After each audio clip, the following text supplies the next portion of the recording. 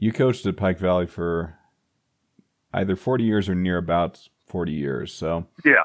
you've seen a good span of time in a consistent location. What's changed the most and what stayed the same about coaching football at the high school level over that time?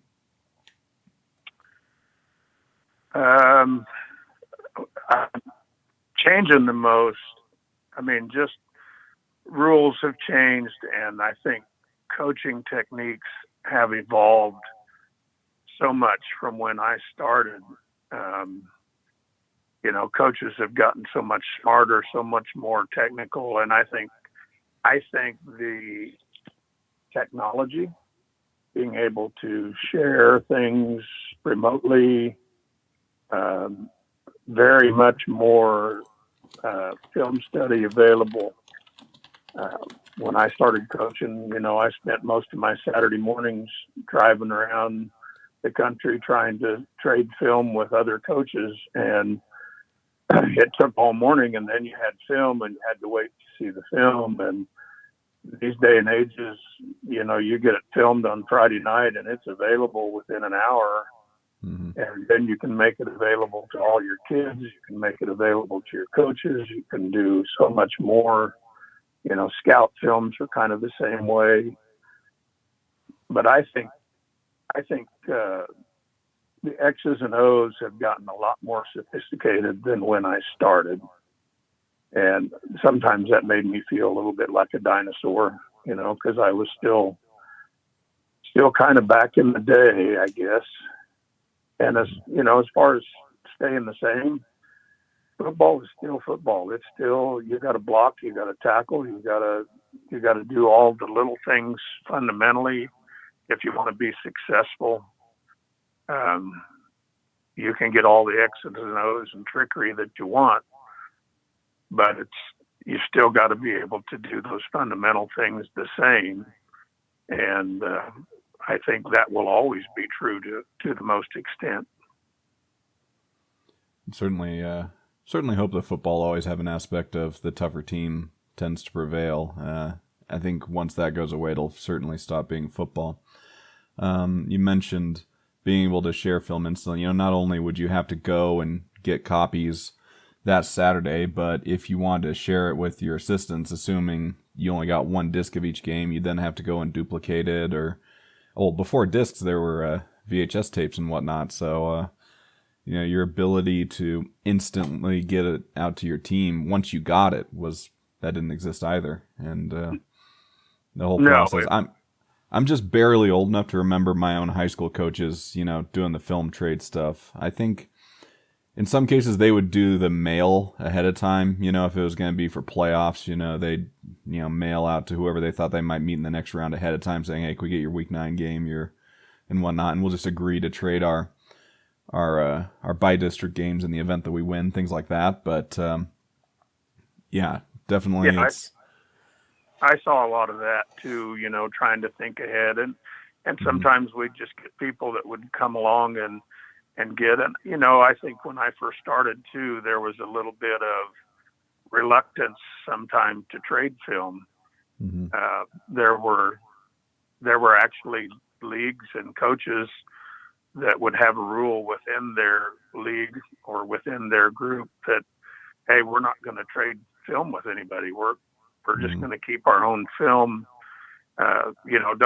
Don't rat out our teams. Let's make them work a little harder. But the truth be known, even back in those days, if you wanted to work at it, you could still get film. I mean, yeah, somebody would give it to you, and I was never afraid to give film away. Especially if I could trade back and forth, because mhm, I knew that other coach was going to get his film from somewhere, whether it was from me or whether it was from some other coach somewhere that would give him the film. You know, Maybe it was somebody that I angered at one time or another, and they were more than happy to see us lose. mhm, That film would be traded, but I was really happy to see it open back up and be more an open process and people willing to trade with each other. And this day and age with huddle, it's a simple process to get on and say, hey, can I can we trade Friday night after the game, or you want to trade 2 or 3 games? We'd trade 2 or 3 games. And then all of those films that you get are made available for your kids if and when they would use it and watch it. And some kids do and some kids don't.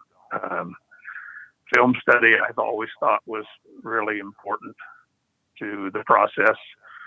And, some kids will take it pretty seriously and they'll look at things and look with you. And some kids just want to get a bowl of popcorn and look for that big hit they got, or look for something the good things. They don't ever look at the bad things and say, how can I fix that? And that was something you had to teach your kids, is actually how to watch that film. Yeah. Something that, you mentioned some leagues have this rule or agreement where they won't trade with outside leagues. I do know of at least one league that still has that in place somewhat, and that's the SPA League, SPIAA, which I forget what it stands for, Southern Plains Iroquois something or other. Yeah. And I think they've got that going on where they will not trade with outsiders, unless they're playing you or something. But did you ever run into any teams or coaches that would, let's say, pull shenanigans with their film? So, for instance, Mark Coles out here in S City, this is back when he was at Wescan. I won't name the coach who was doing this, but Mark found out eventually that he had a filmer who was taking film and doing, and posted up in a lousy spot, not doing a great job. And then this guy's wife was taking the good copy that they would keep, but they trade the crummy film, with other teams. Have you ever encountered any teams that tried to gain an advantage through film? Nothing that I could have ever proven. And I always kind of hoped, you mentioned the positive. I always wanted to see the best in people. Mm-hmm. We would get some pretty crappy films sometimes. And, a lot of times the coach would apologize ahead of time. And there were times when you seriously wondered about it, because it seemed like the best plays or things that they really did right, looking at their statistics and how the game flow went, there was some pretty key times missing. Well, and I had those filmers that, would get backwards, and the film would click on right after the play was over, and you'd see them line back up and get in the huddle and break the huddle, come to the line of scrimmage, and it shuts off. That's the worst. And sometimes that went for a while just totally backwards. Sometimes we got better film of the cheerleaders than we got of the game. It kind of depended on who you had filming for you. But, I'd like to think that there weren't people that were doing that intentionally, but it's a very good possibility that there were. But there again, I guess the other thing for me with film study, it was important to me to know what the other team's going to do and to try and teach it to my kids. But I tended to use the film more to see what we were doing as a team, right or wrong, right, to make us better. And I watched our films about as much as I watched some of the other films, and there were times when I was young that I watched so much film on our opponent that I could stand on the sidelines and I knew exactly what they were going to do when they were going to do it. But I hadn't had time to get my kids to see that, and my kids hadn't spent enough time to get that down that much, and it really didn't do me any good. That actually so you have to kind of pick and choose what information you really need to get for those kids. Mm-hmm. And like I said, I spent a lot of time, to me, when I was coaching, scouting myself and looking at what am I doing, what's good, what's bad. Am I playing the people in the right position? Have I got a weak spot? Is there a way I can fix it?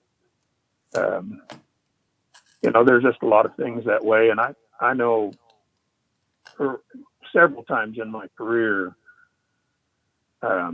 people gave me a bad time because of our early season schedule, especially after the districts came out. And we played Hanover a lot early in the season. Mm-hmm. And there were a lot of reasons for that. One was they were available. Nobody wanted to play Hanover. So they were always available to get you a game early. And I always felt like if you played a quality opponent early, they would teach you, show you what you really need to work on. They would expose your weak spots. They would teach you, what do I need to get done with my kids here in the next few weeks to get ready for district play, as opposed to if I scheduled somebody that wasn't as good a team, we could go in and be sloppy and maybe get a win and, never really learn anything about our team, so to speak. Whether that's valid or not, I don't know, but that's kind of how I felt about it. And the other thing was, especially I've always said with Hanover, they do such a good job coaching over there, and Matt's a good friend, but they get better every week. If I'm going to play Hanover, I'd just soon play them week 1 or 2 before they've had 6-8 weeks to refine what they're doing and get better and better and better. So there's a lot of different things go into that. But I do think good teams show you more about what you need to work on with your team than vice versa. They definitely force you to play a lot better to have any success against them. Yeah. That was actually something that I wanted to bring up at one point, was the willingness to schedule teams, because it wasn't just Hanover. Some of those years you guys would also schedule Baileyville, which those were the top 2 teams in their classification for several years in a row there. And for context, you guys in those times, we're talking kind of 2008 to 2011-ish, were not very good. I mean, I think the most wins you might have had in any of those years was 3 or so. And some of those years you had maybe 1. So those teams were way, way, way better than you. And it's not even as if you're, competing with teams that are in your league, because, you would have been Pike Trail, and then I forget when the Northern Plains League came about. I think there was a gap in there where there wasn't really a league, but, although you'd be the perfect one to ask about that, actually. Yeah, the league was still there, but when the district system came out, it really kind of decimated being able to play for a league championship, because depending on your districts, people in our league, some were Division I, some were Division II, some were East, some were West. So by the time they played their division or their district schedules, you really couldn't schedule everybody in the league. Yeah. And, we tried early on, we tried to say, well, we'll just go on winning percentage or do this or do that. And that was hard too, because sometimes you played the best teams in the league, and the weaker teams or the teams that were less successful were kind of out by themselves or something. And it was just different. But I think it's been really hard to have a league football championship, or whatever you want to say, all league, since the districts came out. I mean, for football purposes, basically the only point of a league is scheduling your non-district games. I mean, here in Nest City, our 3 non-district games are basically always going to be other CPL teams, whichever ones will play us. And then for, all league voting for postseason honors and whatnot,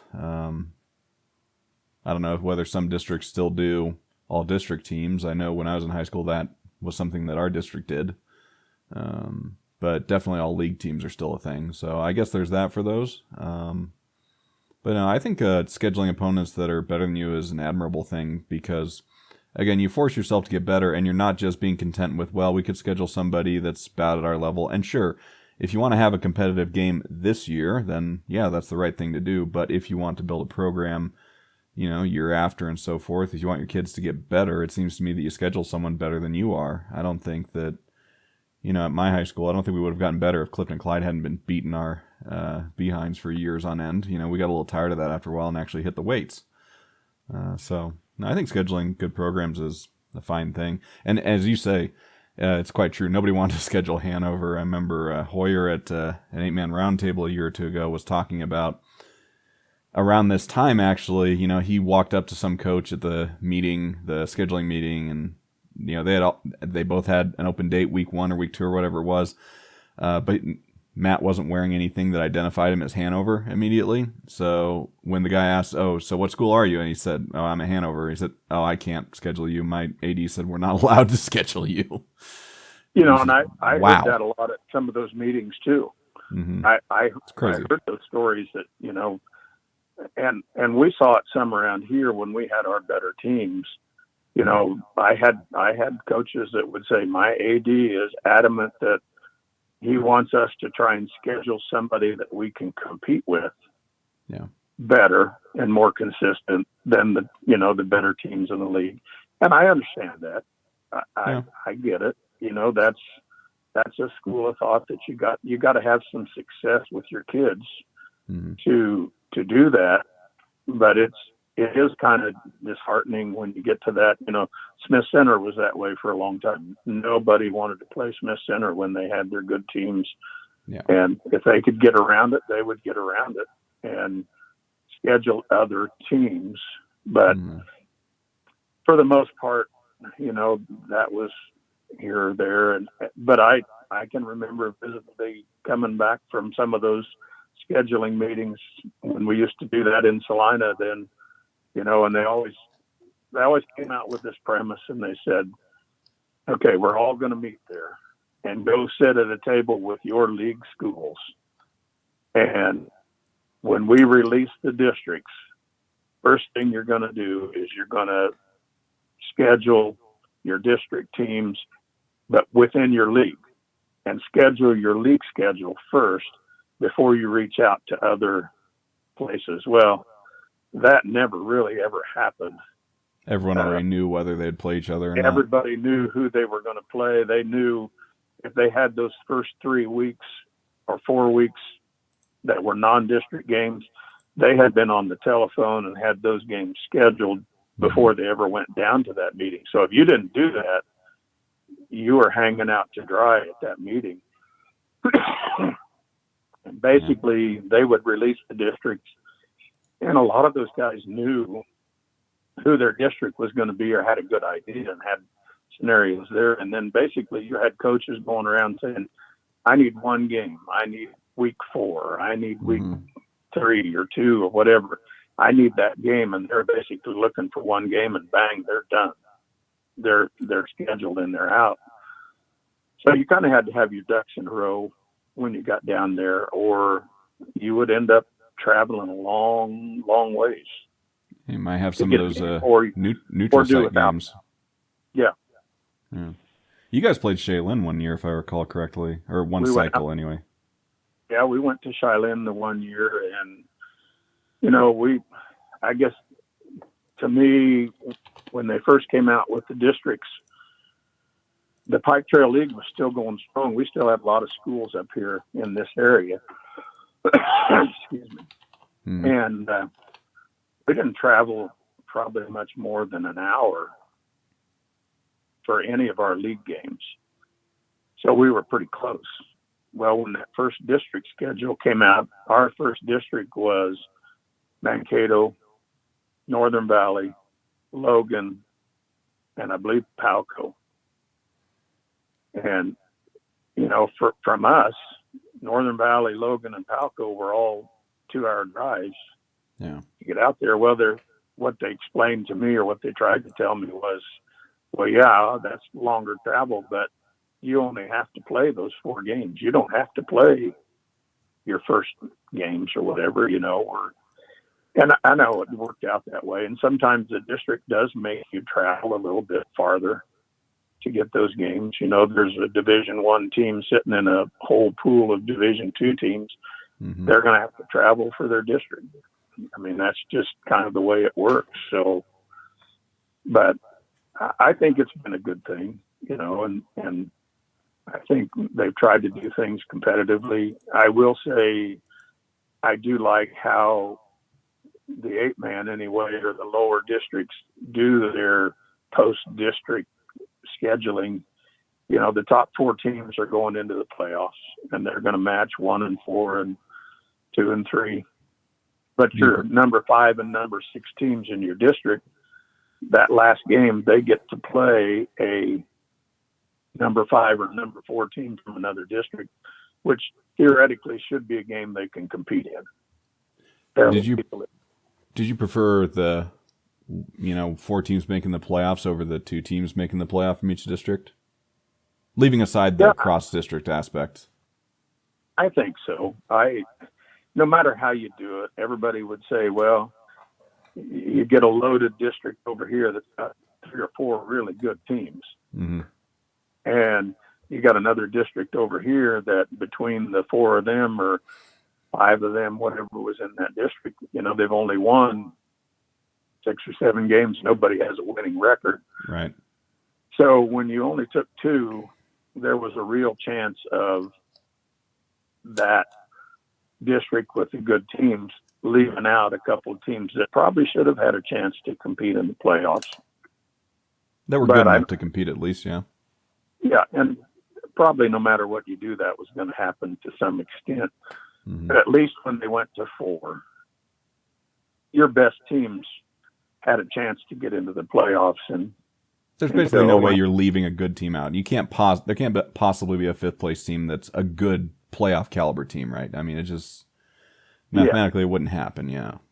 No, it should never happen, and that's I like that as opposed to I believe in 6A they seed them East and West and 1 through 16, and if you're the worst 6A team in the state and haven't won a game all year, your prize for that last game is you get to go to the number 1 team in the state at their place. Yep. And get your heads handed to you. And, so that's a hard thing, I think. Oh yeah. Well, so that's my so I've got a little bit of issue with the 1 through 4 making the playoffs for a couple of reasons. One, I think that, well, first of all, by definition, you're letting in over half the teams into the playoffs. Yeah. I mean, by definition, you're getting below the median teams and almost certainly below average teams in the playoffs as a consequence. Now, you are also making sure that all the good teams are in there. And that's a benefit. It does, I think the best thing about the system, besides the cross-district games, which, as you pointed out earlier, gives teams a chance to have a competitive final game, which is really nice. I think the thing I like best about it is that it eliminates the chance of a 3-way tie screwing someone over. So, Sedan, for example, I think in 2011 and then again in, I forget the other year, maybe it was 2016 or something, finished 8-1 and missed the playoffs on a 3-way tiebreaker, points thing. Right, but an 8-1, a team won 8 games and missed the playoffs. Now that stinks. But the thing I really despise about the 1 through 4 making it is that the 4th place teams going to play those number 1 teams, they tend to get their heads kicked in really badly. In fact, I did a statistical breakdown on this because I'm a nerd. And there have been 96, so it's been 6 years of this playoff format since 2018. There have been 96 games where the number 4s went to play the number 1s. Do you know how many times the number 4 team won? I'm guessing it's very, very few. 5. 5 times, yeah. That does not surprise me. Very low. And the margin of defeat is something like 47 points per game. So on average, they're getting mercy ruled, which is rough. Yeah. It is rough. Yeah. What I would do, what sucks about it to me is that, let's say 1 year, you're the 6th place team. You finish your season playing a 6th place team. You hope it's a competitive ball game. The next year, you work real hard. You get in the weight room some. Maybe you have a little bit of talent. Okay, you finish a little better. You finish 4th place. Your reward, you get your head kicked in. It's just, well, that sucks. I mean, that's, seems like you should be ending your season better than before when you had a better season. What I wish they'd do is, I think the ideal setup would be top 3 make the playoffs. Number 1 gets a bye. 2 and 3 play. And then 4 through 6 do the cross-district thing. I think that would be a better setup because the 3s are actually pretty competitive with the 2s. I think they've won 23 times out of 96. So, almost a quarter of the time they come out on top. And the average margins in those games it's actually really competitive by 8-man standards. It's something like 20 points or something per game on average, whereas the regular season games are about 37. So they're more competitive than your average 8-man games, which tells you, okay, these games are competitively viable. They make sense, whereas the number 1 versus number 4 games are just terrible. And I will admit, I'm a little bit biased on this because the first year of the playoffs being that way was 2018, and I was at Southern Cloud at the time, and we won 3 games that year in district, and we got to play the 2-time defending champion and soon-to-be 3-peat champion Hanover Wildcats in the first round. Not a fun experience from a coaching standpoint. Our kids did their best, but there's nothing you can do. You can't do anything about it. Although I do remember saying to Hoyer the same thing I'd said to you the year before. I yelled at, give you one chance to surrender, but he did not avail himself of that opportunity. Don't know why, but I don't think there can ever be a perfect. Nope, definitely not. And it doesn't matter whether it's the playoffs. It doesn't matter whether we're picking kids for the 8-man All-Star game. Yep. When you get down to picking that last 2 or 3 kids, there's probably 4 or 5 that are equally able to play and equally, I don't know what the word is to say, should be able to play, but you're only going to take 2 of them.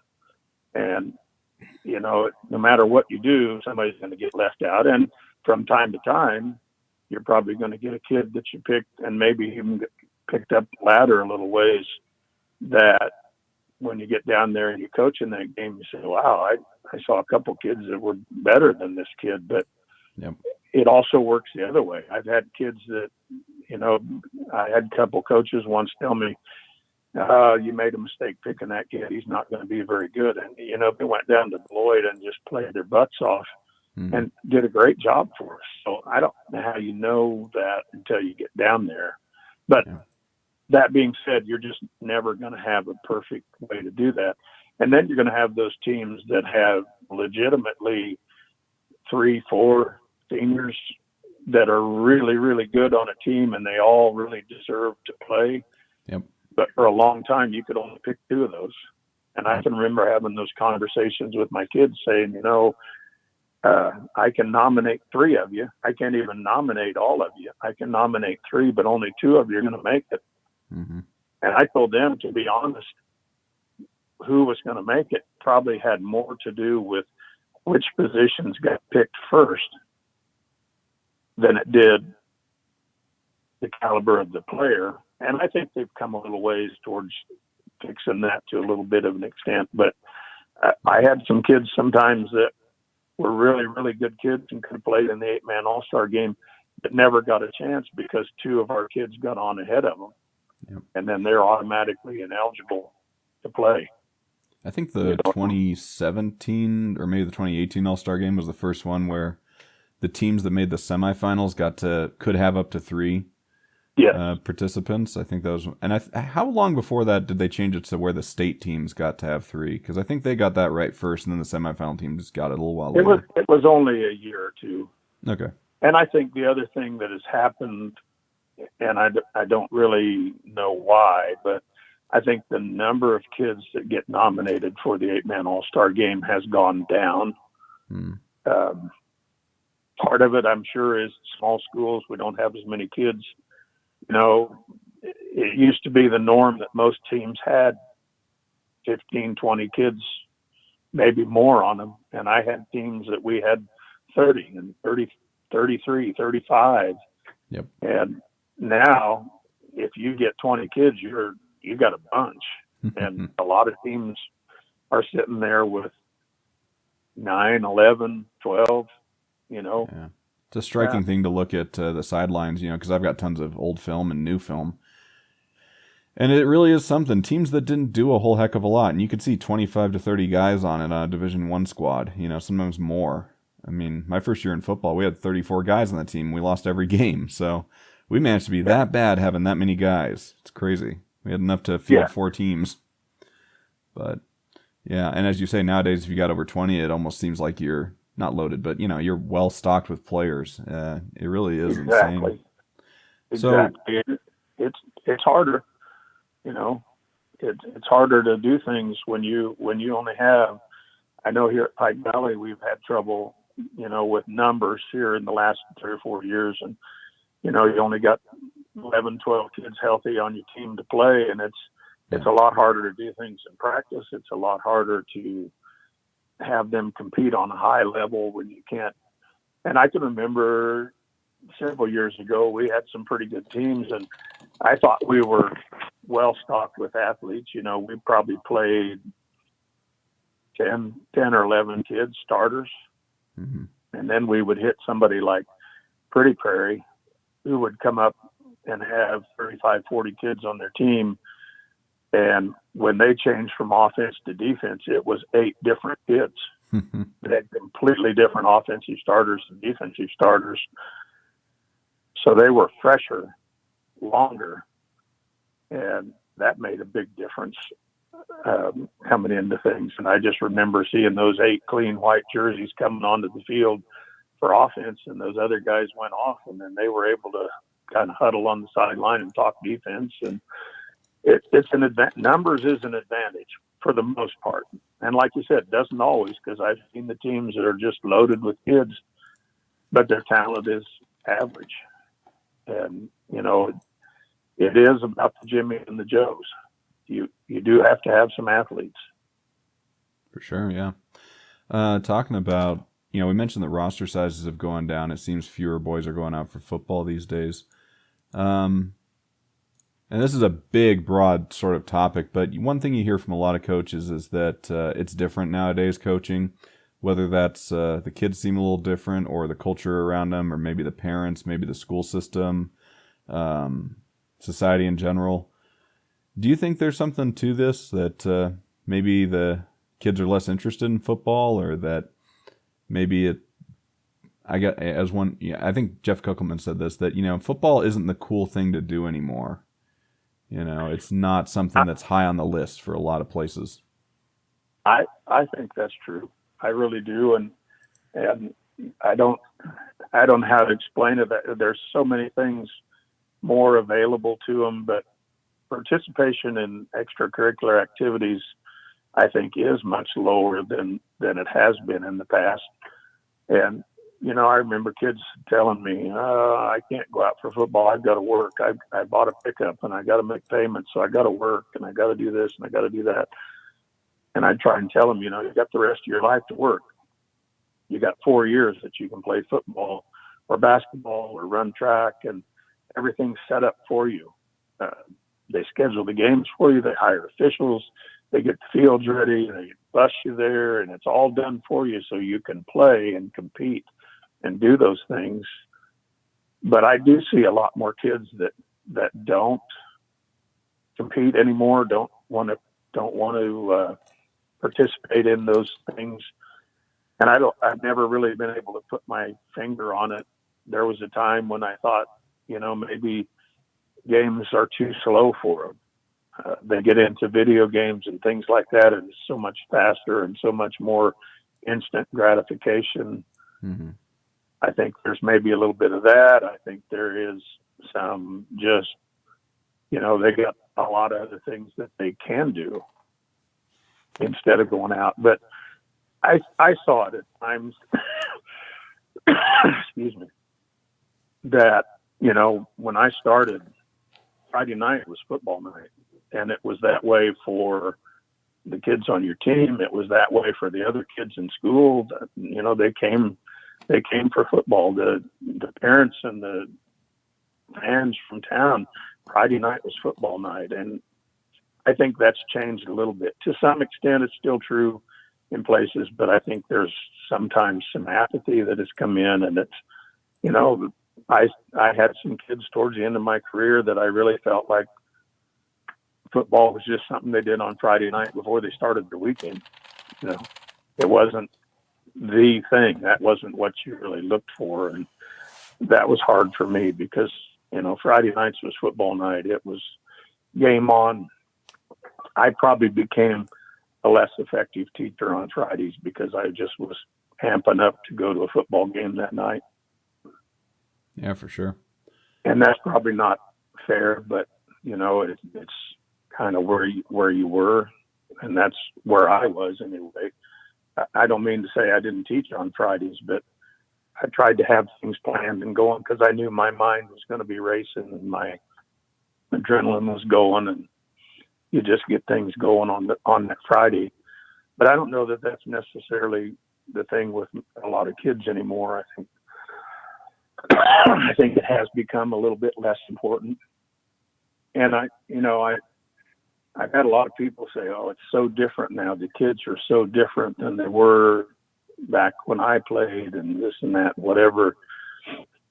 And I guess what I've always told them is, if you look back at our grandparents, I bet you they looked at us and said, "These kids are so different." they're so different from what we were and how we lived. And part of that is society's changed. Our world has changed. Everything around us has changed. So yeah, they're going to be different, but that's been happening for hundreds of years. Yeah. You know, kids have different opportunities. They have more opportunities. And, you know, as a parent, we want our kids to have more opportunities than we had. We want them to have more things than we had. We want them to be, you know, better, or however we want to put it. We want them to be blessed, I guess. Yeah. I think while, yeah, the culture around them has changed and society changes, I think human nature stays the same. I don't think that's changed one bit in the last few thousand years.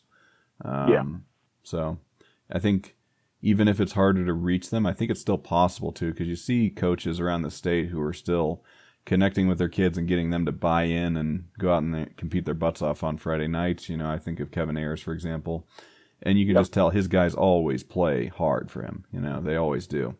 And there are a lot of coaches like that. I don't want to start naming others because I'll leave off a few, and well, yeah, you would always leave off a few. No doubt. You're exactly right. And I think the thing that you have there is a respect.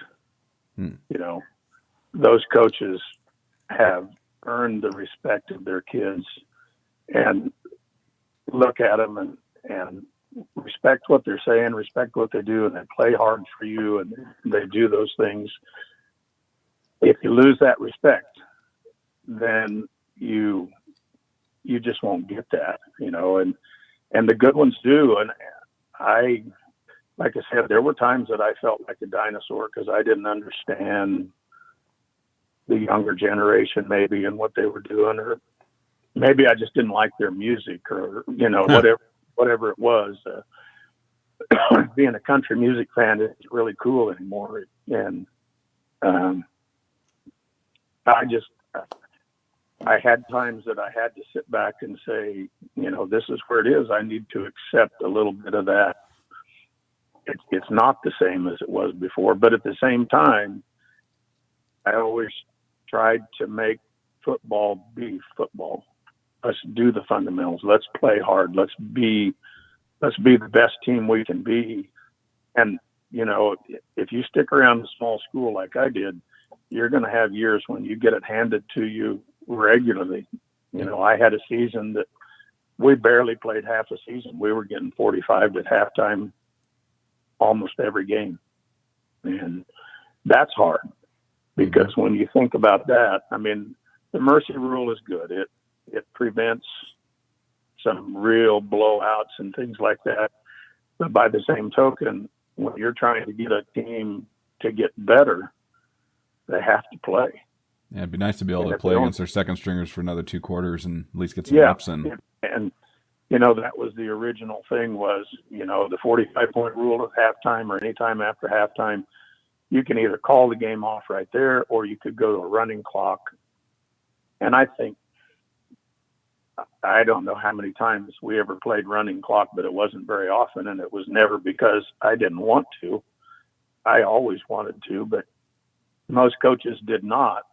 Do both coaches have to agree to a running clock, or can the losing coach coaches decide? Had to agree. Both coaches had to agree to a running clock. So most of the time, the winning coach didn't want to. Yeah. Well, you get to where you're afraid of injuries or whatever. You know, maybe you have, depending on the number of young kids, maybe you have to leave 2 of your starters in there with your young kids, and you're afraid they're going to get hurt. Sure. Or you're wearing them down. And there are times when it's not appropriate. You know, for a long time in the playoffs, you had that Thursday, Tuesday, Saturday. You played 3 games in about 10 days. Yep. And definitely in that was a physical wear and tear. That was a gauntlet for your players. Yep. So if you had a chance on that Thursday night or the Tuesday night game to be done at halftime, get it over with. That was kind of an advantage. Oh yeah, you know, that's smart. You should do it that way. Yeah, that's taking care of your kids and doing some things. Yeah. But by the same token, then your young kids maybe aren't getting to play as much. And like you said, well, do we want to be really good this year, or do we want to build a program that's going to be successful. Well, if you're winning a playoff game by the mercy rule, probably your kids are scrimmaging against a decent team in practice. They can get a few reps there at least, I suppose. But, yeah, and that's, I remember when I was in high school, we had some really good teams, and when I was a freshman, and we would get on the field, and of course didn't have the 45-point rule, but we'd get on the field to play the other team, and sometimes they would be like, "Oh yeah, good, here comes the freshmen, sophomores," and my mindset was, for us, this was a break because we had to play those guys all week. We had to play that best team in the state all week long, and they'd been beating on us all week long. And now we had a chance to play with somebody that maybe we could compete with a little bit better. And they'd already been softened up a little bit by the starters. Yeah, that's about how I felt about it, and it was there. But those games when you got 45 at halftime and you didn't get to play very long, it's kind of tantamount to developing your team there. And by the same token, if you can make the playoffs every year and get 2 or 3 extra games a year, that is a huge, you look at colleges, if they make a bowl game, they get all those extra weeks of practice, they get one more game. It does make a difference. And it just goes, but it's hard to get out of that when your teams are not as competitive and you are losing early and things like that and not playing as much. It's hard to get out of that cycle sometimes.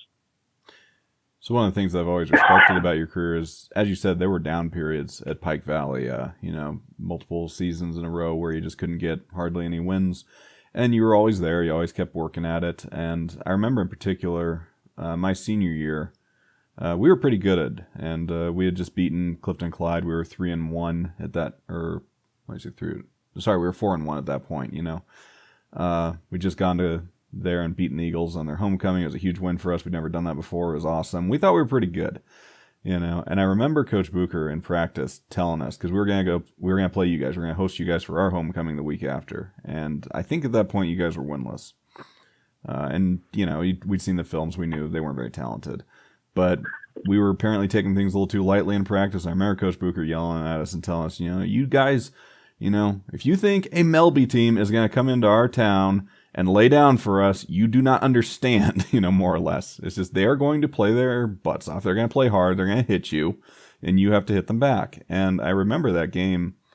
Our offense was great. Our defense, though, we had the darndest time getting off the field against you guys. I think you guys threw 30 passes, and you just kept converting third and fourth downs. It was really obnoxious. Yeah, we had the darndest time. And that game went a full 4 quarters, where if you look at the talent levels on both sides, I mean, there's no world in which that should have been a 4-quarter contest. That should not have happened. But you guys played really well, and, you're physical. I mean, you had basically no talent.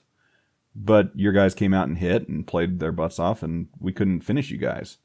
How do you instill that in teams? How do you get them to play hard even when they know they can't win?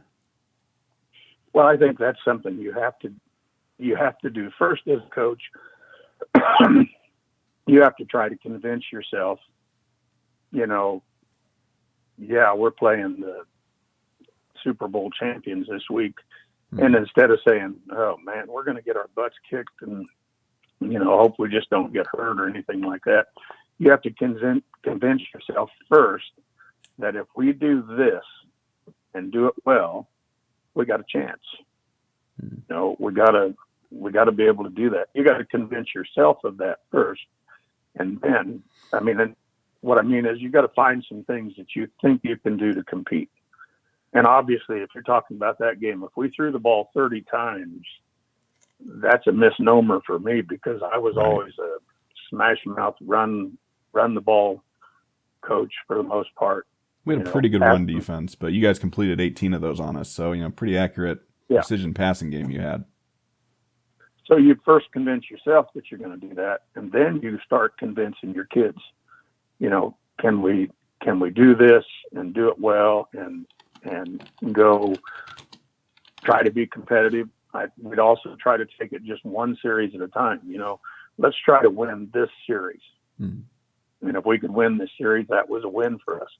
maybe it was. Maybe in that game, I have a hard time remembering sometimes, but maybe that was our goal, was to play a full 4 quarters and be competitive and not roll over and, let you guys just spank us and go home at halftime. And but you scored 18 points on us, which was more than, much better teams like Wakefield or Sylvan Grove or Southern Cloud scored on us, and those are teams with winning records and everything. As a matter of fact, you guys scored more against us that night than those 3 teams put together. So, and that was all against our varsity defense too. Yeah. And it's, part of it could be on our side of it, and part of it is I can feel with Coach Booker, kids understand what the records are, and they understand, when you're playing a team that's not very good, sometimes it's hard to convince kids just what he was saying. You've still got to play hard. You've got to be prepared. They're going to come in and play hard and do some things. And kids they read the papers. And nowadays they don't read the papers. They look at the internet and do things like that.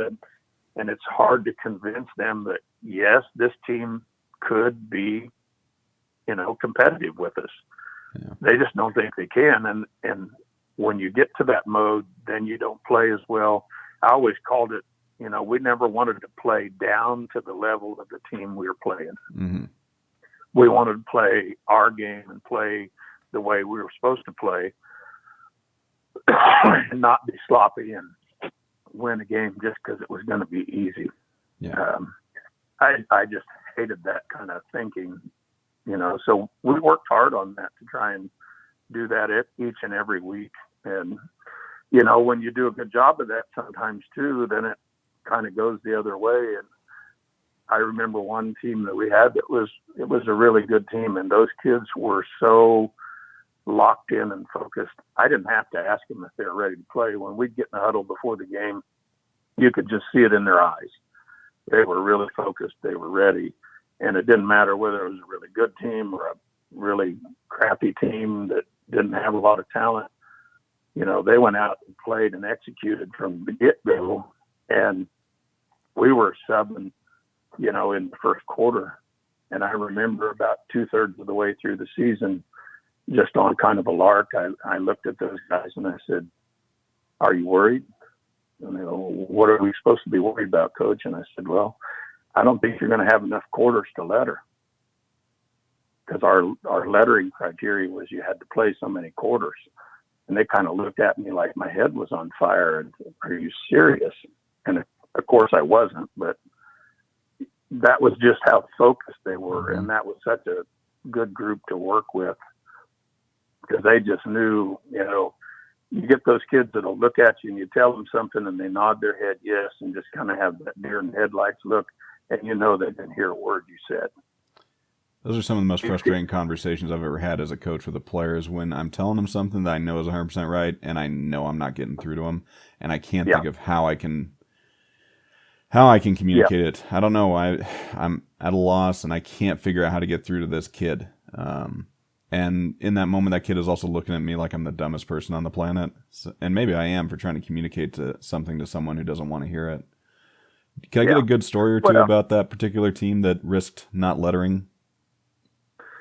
Well, it was that was each and every week. I knew they were going to bring what they had, no matter how you were.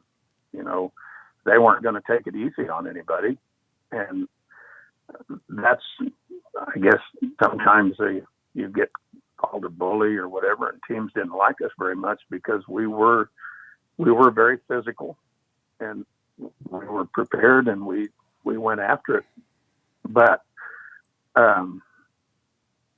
it's just fun to have kids like that when you get it. And that was the thing that I really always enjoyed about coaching in the 8-man All-Star game. You had a bunch of kids that got it. They got it. And when you tell them something, they listened and they picked it up so much quicker. A lot less work than what it was with the kids at home. They just picked things up faster and had that talent and that knowledge, and they had that want to play football type thing. So it's there, but that's the thing, and that wasn't the only team we had that was that way. But I really remember that year, and I remember telling them that, and we've joked about it later. And, you talk about not getting through to kids and having a kid look at you like you're the dumbest thing on earth or whatever. And I think that's something that was really gratifying for me. I mean, I've been so blessed to be able to share things with kids for all those years and to make some memories and do some things. And when those kids come back, years later and say, thanks for doing whatever. And I just remember one kid that came, and I think, if I'm right, they had a little reception when I won 100 games or whatever, when my record got to 100. Mm-hmm. And this young man came up to me that I'd had early on, and I'm sure he'd been graduated for 8-10 years, or maybe even more than that. And he pulled me aside at that night, and he said, I'm just now figuring out what you tried to tell me in high school. And he said, I thought you were the dumbest person in the world. I had no respect for you. I didn't think anything about what you were talking about. But he said, now I'm starting to figure out what you were trying to tell me. And he actually apologized to me for that, which he didn't need to do. But it's nice to know that maybe you made a little difference in that kid's life down the road even. Took a while, but then he starts to realize where that's at, and that's, I think, most coaches, that's what their goal is to maybe make a difference in a kid's life. And I always said I didn't want to be judged by my wins and losses. I wanted to be judged for what did my kids do when they got out? How did they turn out? And how did they go? And that's one of the things that I'm the most proud of is those kids and how they turned out. And you want to make a difference in their life. But I had a young coach one time that made a statement that really stuck with me too. And it said, when those kids, when you're talking about, you hope that they made a difference, you made a difference in their life. Think about what a difference they made in your life. Mm. And that really stuck with me because I think back about all those experiences and wins and losses and great moments and things like that I got to share with kids that really blessed my life. Not everybody gets to do that. No. When you have kids, you get 4 years that you get to share their high school football career with them. I got to do that with kids over and over and over again. And actually, by the end of my career, I got to take some of those kids that I had early on, and I got to coach their kids and share things with their kids. And it was a real blessing in my life.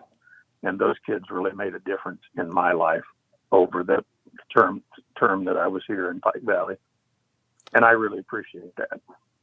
I don't think there's any coach whose main goal is to help make the men he coaches better, who doesn't become a better man himself if he does it right.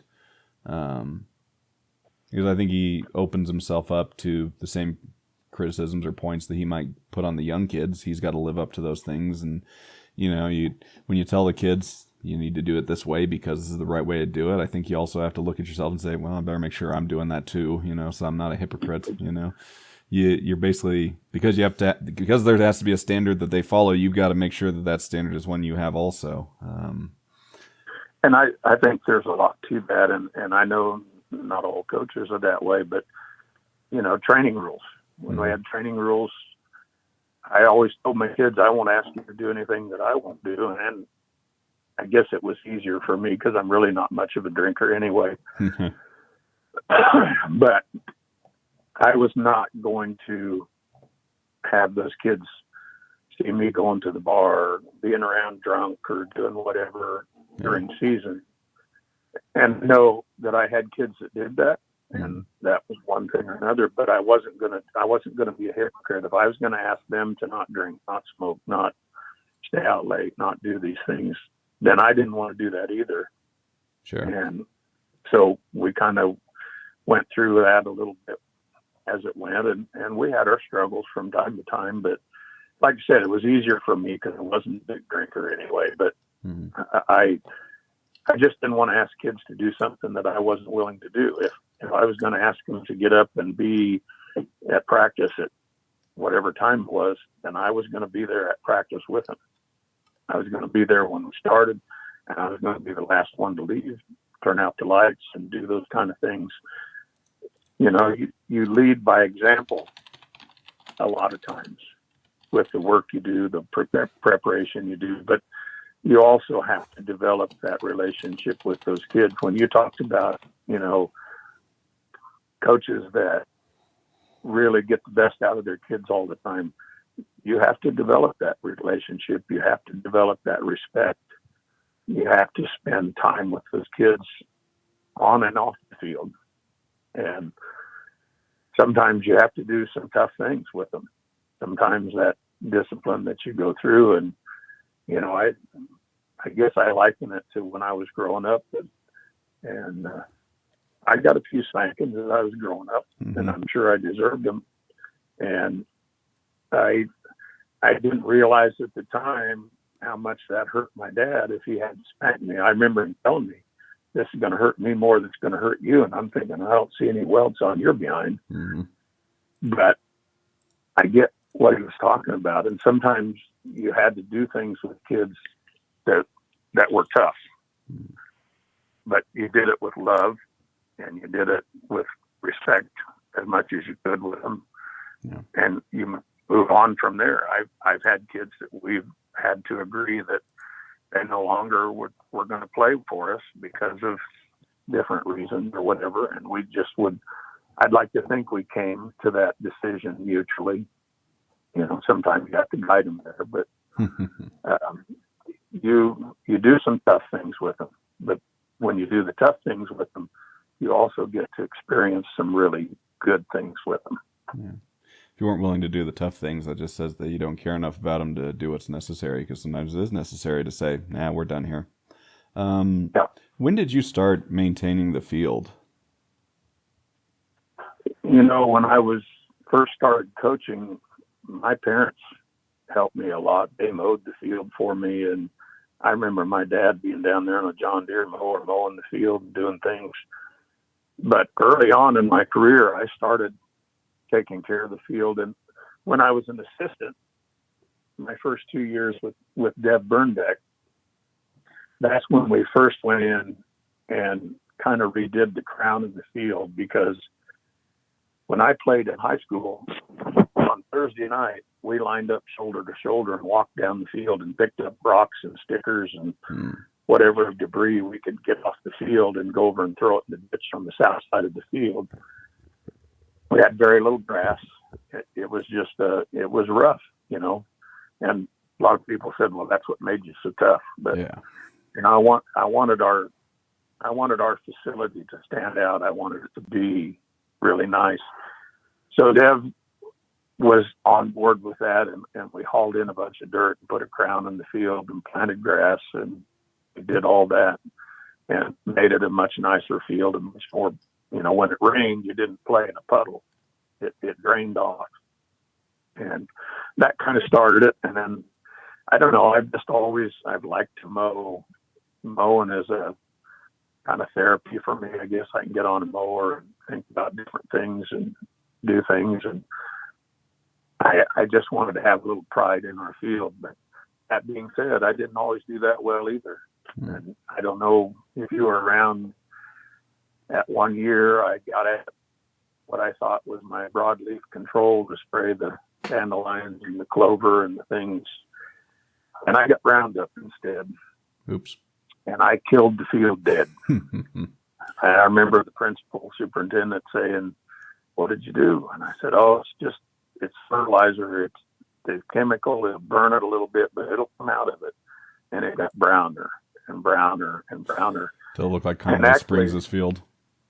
Yeah, actually, by the last game of the year, it really wasn't playable. It was just dirt, and I believe it was Southern Cloud that we traded home games with, and we went down and played on their field. And then we replanted and got a really good stand of grass, and it's been really good since then, you know. But So, and I still take care of the field. Hmm. I still have a pride in that field and try and do the things, but it also takes, my brother Mark helps me a tremendous amount of, helping out with things. We built a new press box, and he was there way more than I was in building and going with that. And he always helps me paint the field, the letters in the end zone. If I need help mowing or hauling or doing something, he's always there. My parents were there early on. Yeah, for those My that don't kids know, probably help.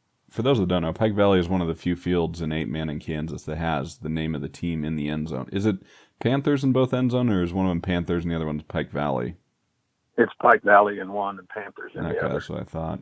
Yeah. And that kind of started, Clark Coco was an administrator, I think, in the elementary, junior high at that time.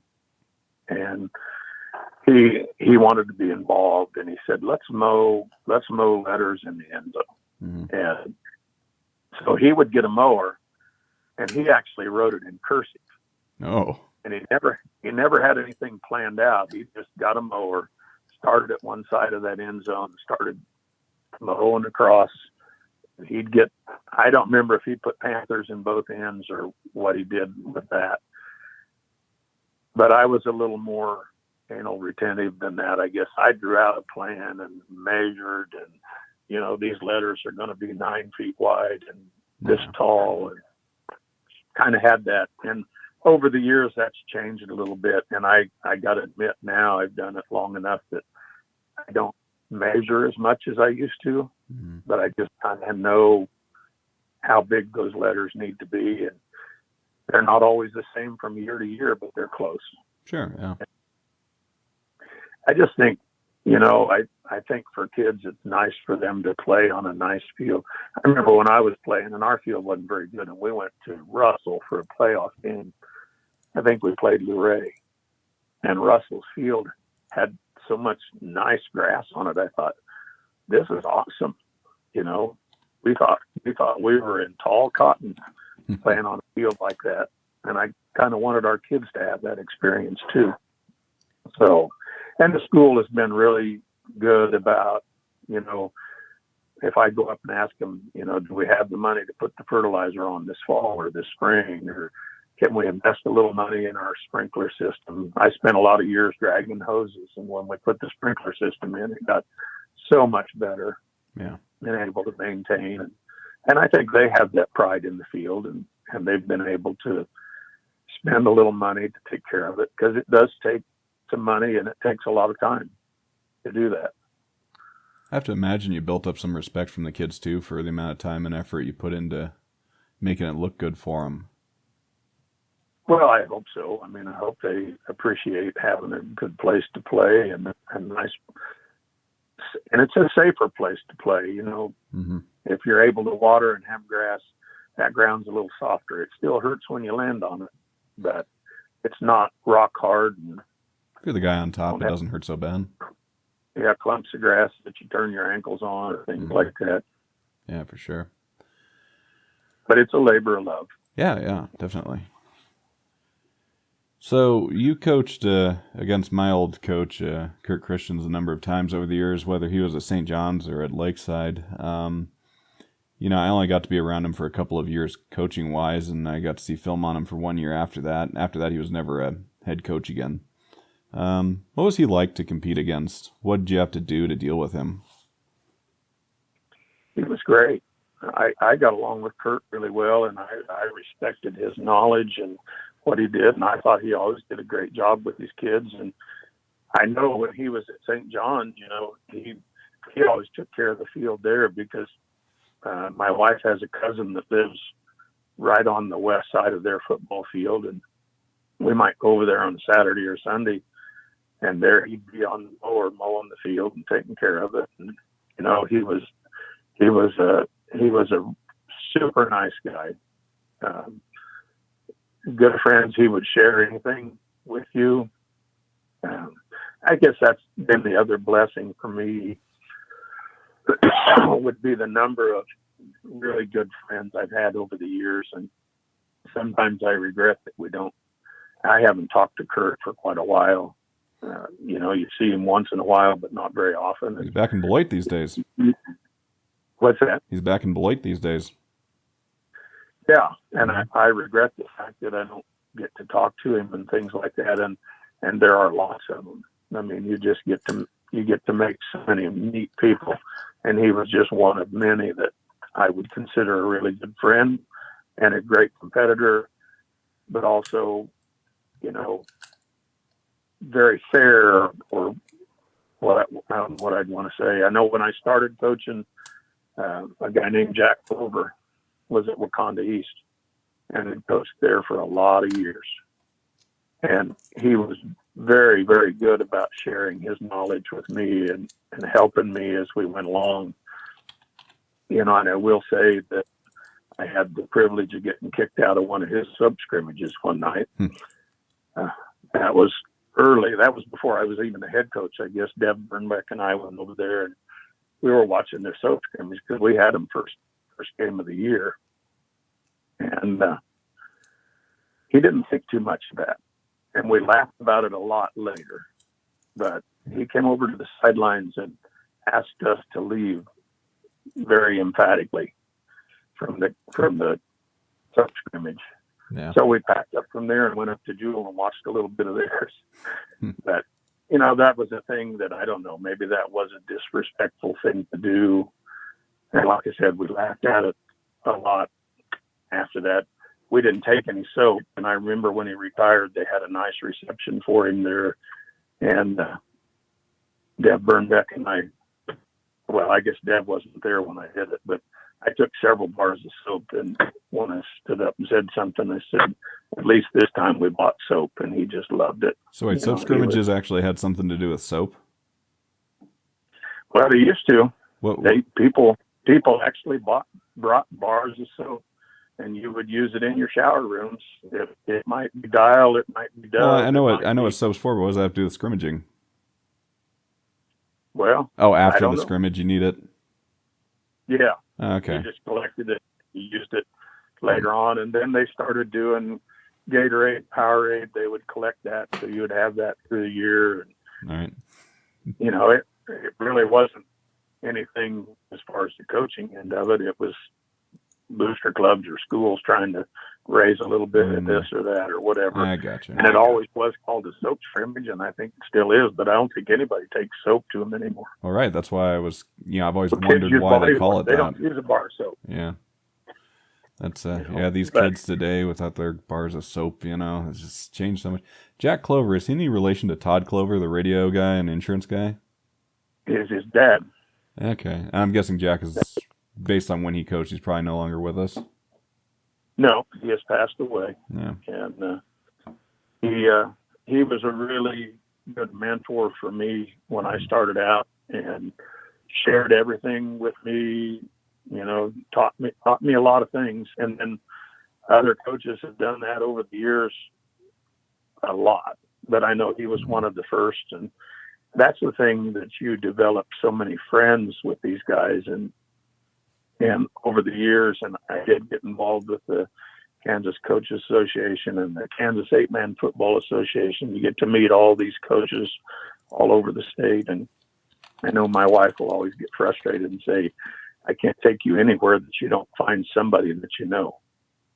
And that's just a wonderful, you see people, whether they're coaches or players, and sometimes I just don't really recognize or remember, but I know one time, not that long ago, probably just a few years ago, we were eating supper in the Red Robin restaurant in Topeka with my daughter and my grandkids and my wife. And a young man came over and introduced himself to me again. And it was somebody that I coached in the 8-Man All-Star game like 15, 20 years ago. Right. And came up and said hello. And my daughter's kind of gotten that way with me too. She said, I just can't take you anywhere, and you know somebody, or somebody knows you. But that's part of just being involved and doing those things. And you make those lifelong friendships. And I enjoy seeing the kids that played for me years and years ago, striking up a conversation and maybe telling their kids, yeah, your dad really wasn't as good as he says he was, or whatever, or just kind of kidding around with them.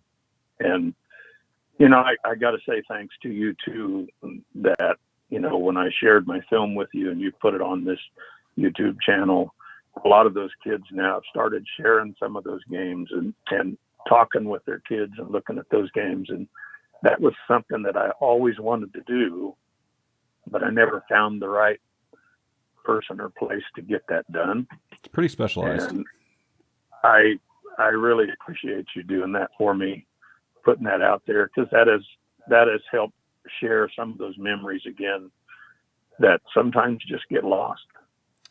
Well, I'm glad to help out.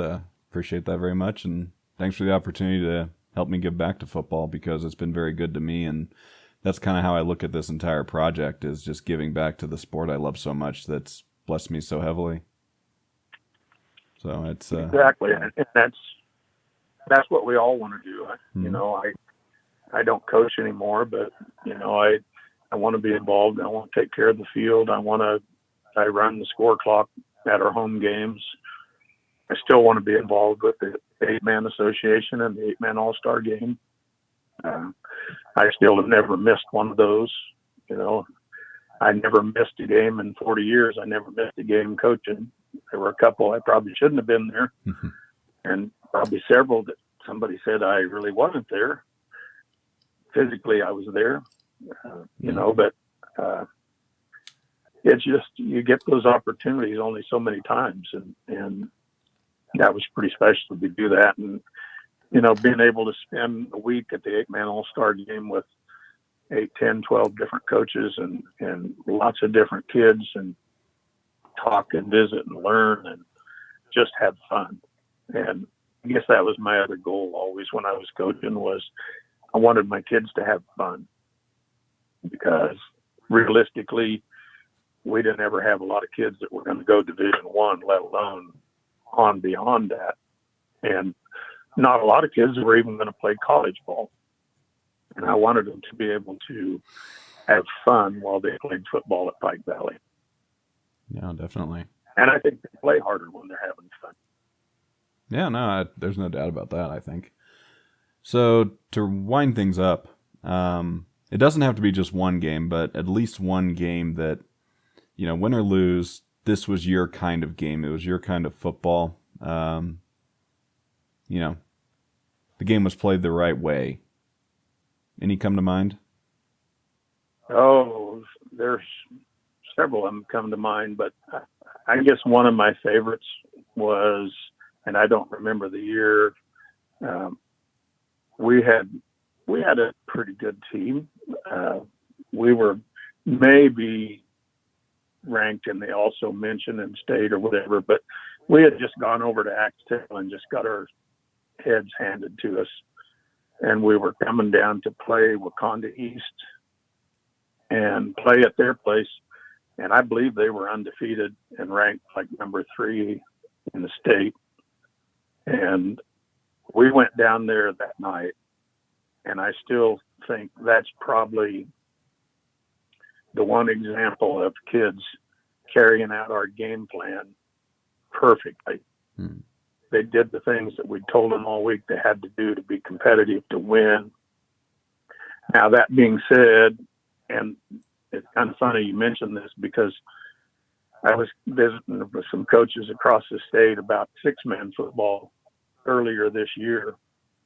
And when I talked to Waverly's head coach, who's Nick Forenza. Yeah, I know him. He was the quarterback in that game, and he got hurt early in the game. But I think our kids played that game plan about as perfectly as they could, and we ended up winning like 54-6 against that number 3 rated team. And it just, I don't know, the kids just did everything right. I mean, it was as good of execution of a game plan as I think we've ever had. They didn't make any mistakes. We didn't turn the ball over. They did the right things. They blocked the right people, and it really snowballed. And I know Keith probably doesn't have very fond memories of that game. And Keith's another really good friend that I spent a lot of time with over the years. But I probably wasn't his best friend that night. I think the year you're talking about is 1997 because I'm looking on this website, and that year they were undefeated coming into that game, and yeah. And I've been on the other end of that. I had to straighten out the local newspaper here this year because they gave up 92 points one game this year. And they were saying, "Oh, that's a record. That's a record." And I said, "No, that's not a record because we went to Northern Valley and it was in the 80s and we were undefeated. We were 4-0. 1985, yeah. We got beat 118-6. Mm-hmm. At least you didn't get shut out. And, no, we scored. Yep. But they were just way better than us, and we did not play very well. We did not respond well when they did those things. Well, Travis Moline was a super talented athlete. He was a freshman that year. And they just ran in 3 or 4 different sets of backs. Chuck Fessenden did everything he could. I had no qualms. It wasn't like he was just rubbing her face in the dirt. It just turned out that. But I remember papers from Kansas City calling me that weekend saying, "This got to be a misprint, isn't it? Wasn't it 18-6?" Yep. And I wanted to say, I wish it was. Yeah. And that was a tough night. For reference, for those people who weren't around back then or don't know, this is before the 45-point rule was in the books. And was that rule made in response to this game? And Northern Valley also had a game that year that went 82-6 against Jennings. So there were a couple of massive blowouts that year. I don't think it was right away. I don't think it was in response to that game, but there got to be a lot of really lopsided games that get out of control, and it's there. I think we were behind 72 or 75 to nothing at halftime of that game. But you know what? Like I said, I have the most respect for Chuck Fessenden. He's a great friend. He was a great coach, Hall of Fame coach, and he played everybody he had. And I would never want a coach to tell his kids, "Well, get out in the open and then just go down, take a knee, right? Do something here, there." Play your kids. You play them all. If you played all your kids and they played hard, then we get what we get. It's I think Smith Center, when they were beating Plainville that one year really badly in the playoffs, that's what Smith Center did, was they told their kids, "Okay, if you get a first down, just fall down," and they would kick field goals and try to slow the bleeding. But I think I'm more on your side of the fence, where it's just if you're third stringers are breaking into the clear, let them score. And because in a way, falling down, it's more insulting. Not that you're trying to be, but just by trying to keep your score down, it's just you're really disrespecting the other team unintentionally there. That's how I felt about it. I thought it was more insulting. I wanted them to play everything, and if they're that much better than us, they're that much better than us. And on that night, Northern Valley was, and it was a long bus trip home. And wasn't sure the sun would come up the next day, but it did. And we got over it. We got through it. It was fine. Kids were pretty motivated that off season. Pretty sure we didn't win another game that season. You lost to Mankato the week after, and that was the last game. And we probably took a hit psychologically with that game, but that's part of the learning process. That's life. Well, you won your first 5 games into the next season, so I don't know. Sometimes life's going to kick you in the teeth a little bit. Absolutely. You got to respond to it. And that's part of what you got to learn. You got to learn that, life's not always fair. Life is hard, but you have good times, you have bad times, and you learn to deal with both. I'm into that. Well, I appreciate you being interviewed by me. I know you got a bit of a cough and whatnot, and this has been fairly long, but I really do appreciate the chance to talk to you, sir. Well, I appreciate what you've done. And again, thanks for what you've done for me and for what you're doing for 8-man football and the kids around and promoting it. That's what it's all about. We've got to have people like you that are willing to put in that kind of effort.